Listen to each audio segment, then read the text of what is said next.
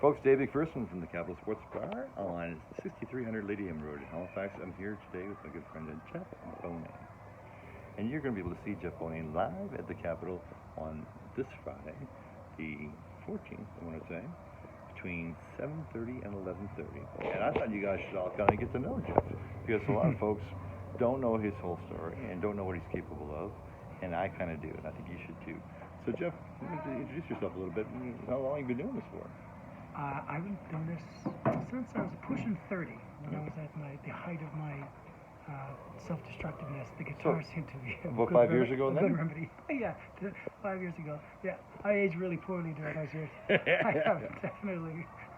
No, it's been, I guess, 25 years now or so, but it's always been part-time. Right on. So I was an extra guy filling in at open mics and stuff like that. It's only since COVID I've been making my living doing this. Well, to be fair, I hadn't heard of Jeff Bonang's name until the Ultimate Kitchen Party, and I saw you a lot. And there's so many people that I talked to that you really helped get through that time, that you inspired a lot of folks to pick up the guitar, a lot of folks just to, drop their name or in the hat and go and do a video for Kitchen Party. But you were awesome on that. Oh, that's nice to hear. As a matter of fact, I would say in a lifetime full of things that I wasn't always particularly proud of, that was something I was a little bit proud of, because even to this day, sometimes I'll be playing somewhere and a mystery beer will come up on stage, and I'll say, "Who's this from?"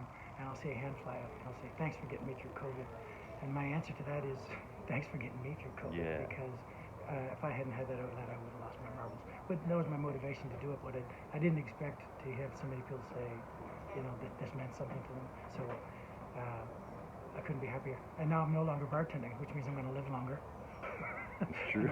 And bartending and the industry, although great and helping to survive, tends to have, sometimes you see the worst in people. You see negatives.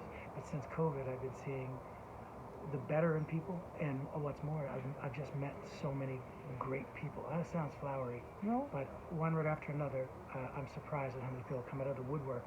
Just people that I can kind of get behind, because they're just people I'm proud to know. And I can't say I did that in my previous position. No, that's fair. Well, I mean, in that kind of a position too, I mean, as a bartender, you're hearing a lot of negativity, and a lot of folks, not just the negative, because it's important for folks to vent, but you can't help but take some of that home with you, And it can makes you old before your time. Yeah, for sure. I wonder, because I've heard some of the original stuff too. Is that some of your inspiration, maybe the stories that you heard there? Oh, I've written songs since COVID, absolutely motivated by COVID. There's my video that's on YouTube for the little girl that was killed, Emily Tuck, and that's an example. But I've been writing songs since pretty much as soon as I picked up a guitar for the first time. Some a bit more advanced than others, but every song I've ever written is about something that I've been struggling with. So for me, there's a cathartic, I call it therapy in a box. Okay. Because writing those songs is like being able to spill out the details of what's troubling you, and then when you're assembling the song, you're kind of reassembling those parts, and it gives you a little bit of clarity and healing. Yeah, there's a cathartic thing there, and without it, without sounding too deep, I might not be sitting here. I think I was busy drinking myself to death. Brother, you weren't alone. There's a lot of people that were in this same boat. I'm glad that you pushed through. You've made the decision to go full-time music. As long as it, right or till she bucks you. That's the way it is, But I couldn't be happier, because, again, like I said, I'm out of a more toxic atmosphere and into one that's just, I just feel like, without being humbly, I feel more suited to it. This is an industry that I gravitate to.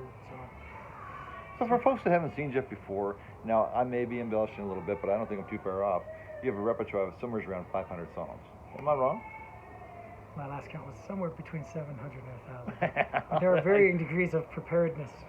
Fair. So, yeah. And I heard you know every single movie catchphrase. Is that right? Or you're that kind of guy that has that kind of memory? Is that true? Well, that was truer a little while ago, but behind the bar, as a male bartender, you have to be interesting, because girls have an advantage that we guys don't have. So I learned every joke, every bar line, and every movie monologue I could ever get my hands on, and it served me well, because I could get entertained with just reciting movie scripts, which when you think about it, it's pretty freaking weird. Well, you know what? But I've been to a number of your shows, and it is truly entertaining. So folks who haven't seen Jeff before, I'm going to encourage you to come out on Friday, June 14th, at the Capital Sports Bar. You're going to see Well, tell me this. So, what can you kind of just rhyme them off the top of your head, or do you have a set list that you go by? Or? No, I've never had a set list. Not at all. You try to read the crowd. Right. I think maybe that's one of the reasons I get hired is you want to sound good. Right. But I can't always confirm that. But I take some of the bartending with me, so if you can read your crowd and you're used to people a little bit, you kind of get an idea what songs when you need a sing along or when you need a foot stomper or a dance tune or a story. And sometimes some rooms are harder than others, but once in a while. I kind of let it kind of take me, and sometimes I screw up, man. But sometimes it works out. I think what you're going to really see watching Jeff Bonang perform at the Capitol is the authenticity. You know, he's a genuine soul. He means what he says. When he sings it, I mean it. Like I've seen it, and I believe in you. Like it's 100%. And you got such a unique voice. I don't think I've heard anybody who sounds just like you. And your interpretation of some of these songs, is it going to be note for note? Maybe, maybe not. It's going to be it's going to be Jeff Bonang performing this song, and he's just going to do his best to entertain you folks. What's your favorite song to play? My favorite song to play is usually the last song I've learned or the last song I wrote. So in this case, I just learned the proper way to play I Hope I Don't Fall in Love with You by Tom Waits. Okay. That's how I finished my show just now. Yeah. That's why I finished it, because whenever I get into a song, I try to play it at every gig until I get it in here. Because I don't use an iPad. I take pride in that. Yes. To learn on that. So in order to do that, I must go on stage and screw it up 100 times. Till you get it right. Until I finally get it right. Yeah. Folks, I don't know. Like there's so much that you have to know about Jeff, but you'll experience it when you see him live. You can find him at Jeff Bonang Music. You're on Facebook. Yeah. And you and I talked about this a little bit earlier. Neither of us are really tech guys. I got Facebook down okay. I don't understand Instagram. I don't understand TikTok. I don't really understand. I've got problems too. You and me, I think. So you know what? Anybody out there who can help me, please reach out to me. I need help with my online persona. There you go. So again, we're going to encourage you to come out and See you guys. between 7:30 and 11:30 on Friday night, June the 14th, Capitol Sports Bar in Halifax, 6300 Lady Henry Road. Jeff Bonang. Now you've played there.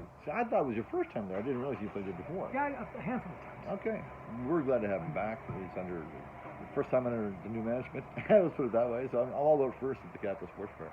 So I encourage you all to come out, bring a friend. There's going to be drink specials on that night, and Jeff will entertain your hour shop. I can promise you that. With songs, stories, probably jokes, maybe a little off color if you're that kind of crowd. Who knows?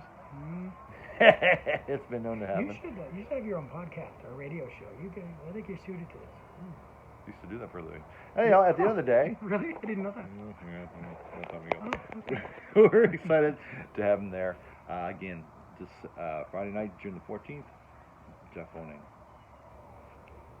Cheers. See you there.